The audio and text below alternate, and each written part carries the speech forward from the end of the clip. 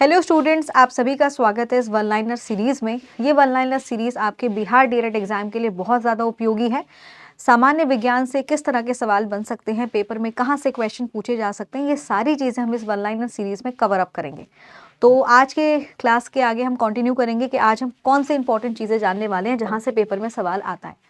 तो स्टूडेंट, विभिन्न कृषि के जो विधियां होती हैं इनसे पेपर में सवाल पूछा जाता है, यानी एग्रीकल्चर प्रैक्टिसेस जो होंगी ये आपके एग्जाम पॉइंट ऑफ व्यू से इंपॉर्टेंट है। यहाँ से एक पेपर में कई बार सवाल आपको देखने को मिलेगा। जैसे वीटी कल्चर की अगर मैं बात करूँ तो वीटी कल्चर का मतलब होता है अंगूरों का उत्पादन करना, यानी जो ग्रेप्स होते हैं उनके उत्पादन को क्या कहा जाएगा, वीटी कल्चर कहा जाएगा।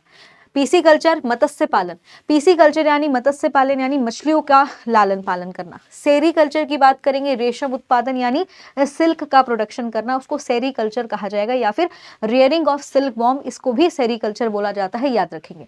मोरी कल्चर की बात करेंगे, रेशम कीट हेतु शहतूत की कृषि करना, ठीक है।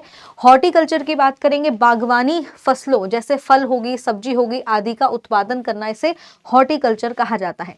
एपीकल्चर मधुमक्खी का पालन करना। इसके अलावा अरेली कल्चर साग सब्जियों का उत्पादन करना।